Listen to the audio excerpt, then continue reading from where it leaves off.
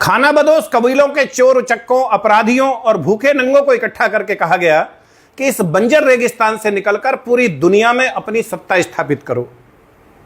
दुनिया भर में शांति और समृद्धि से जी रहे लोगों का धन, वैभव, सुख और शांति सब लूट लो और उनका धर्म परिवर्तन करके अपने जैसा गिद्ध बना दो। जो ना माने बेधड़क उनकी हत्या कर दो, उनकी बहन बेटियों की इज्जत लूटो और माले गनीमत समझकर आपस में उसे बांट लो। विस्तारवाद के युद्ध में जीते तो विजेता कहलाओगे, मर गए तो शहीद, और फिर 72 तो ऊपर मिलेंगी ही, 130 फुट लंबी। किसी मूर्ख को यह नहीं सोचना अबे तुम 5.5 फुट ये, वो 130 फुट, मतलब कुछ भी। खैर, उनका लक्ष्य स्पष्ट था, सबको अपने जैसा बनाना। लूट के माल का लालच और हवस पूर्ति की कुंठा विस्तार का माध्यम बने। शांति और सुख चैन से जी रही दुनिया में लूटपाट, मारकाट, व्यभिचार और धर्म परिवर्तन के माध्यम से पूरे विश्व में आतंक का साम्राज्य खड़ा कर दिया गया। आपसी फूट और घनघोर जातिवाद में बटे भारत को 1200 वर्षों तक रौंदा गया। 1946-47 में धार्मिक आधार पर 22 लाख सनातनियों का कत्ल करके भारत माता का विभाजन कर दिया गया। जबरन पाकिस्तान और पूर्वी पाकिस्तान बना दिया। बाद में वही पूर्वी पाकिस्तान एक अलग देश बांग्लादेश बन गया। चलो जान छूटी, अब तो हम शांति से रहते, अब तो हम शांति से जीते। पर नहीं, धार्मिक आधार पर विभाजन करने के बावजूद भी रणनीति के तहत उनकी लगभग आधी जनसंख्या भारत में ही रह गई, नेहरू और गांधी की शह पर।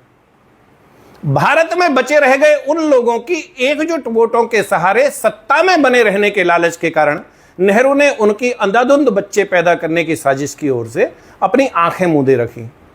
बाद में नेहरू की बेटी इंदिरा तो एक कदम और आगे बढ़ गई और सनातनियों की नसबंदी शुरू करा दी।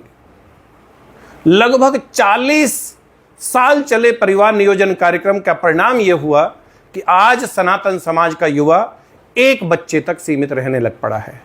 दूसरी ओर एक बहुत बड़ी साजिश के तहत 8-8, 10-10 बच्चे पैदा करने वालों के कारण आने वाले कुछ वर्षों में वो आबादी फिर से भारत की कुल आबादी का 25% हो जाएगी।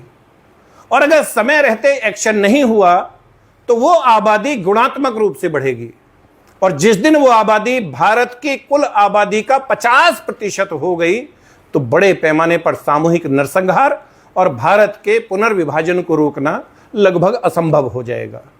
इसलिए अब यह आवश्यक हो गया है कि सबसे पहले जनसांख्यिकीय असंतुलन की समस्या के समाधान के लिए कड़े दंडात्मक प्रावधानों वाला जनसंख्या नियंत्रण कानून बनाकर सभी के ऊपर समान रूप से लागू किया जाए। 11 जुलाई को हर वर्ष देश के अधिकांश जिला मुख्यालयों पर जनसंख्या समाधान फाउंडेशन अथवा राष्ट्रीय हिंदू फ्रंट के नाम से धरना प्रदर्शन और माननीय प्रधानमंत्री भारत सरकार के नाम ज्ञापन दिया जाता रहा है। अब इससे काम नहीं चलेगा ना, इससे काम नहीं चलेगा। यह हमारे अस्तित्व और बच्चों के भविष्य का सवाल है।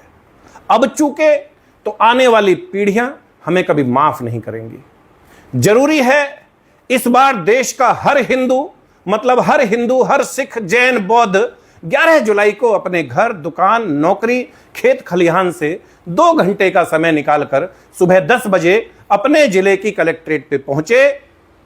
आह्वान भले ही राष्ट्रीय हिंदू फ्रंट ने किया हो, इस बार सभी हिंदू बड़ी संख्या में एकजुट होकर जनसंख्या नियंत्रण कानून की मांग पर मुखर होकर आवाज उठाएं।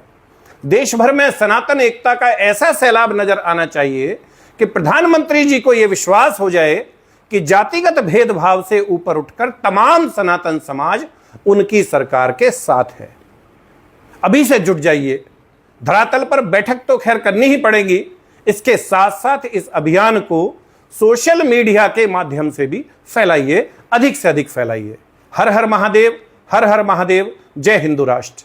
और हां, कोई भी जानकारी अगर लेनी हो तो please feel free to contact us on 93-100-73539 और 9810809050। धन्यवाद।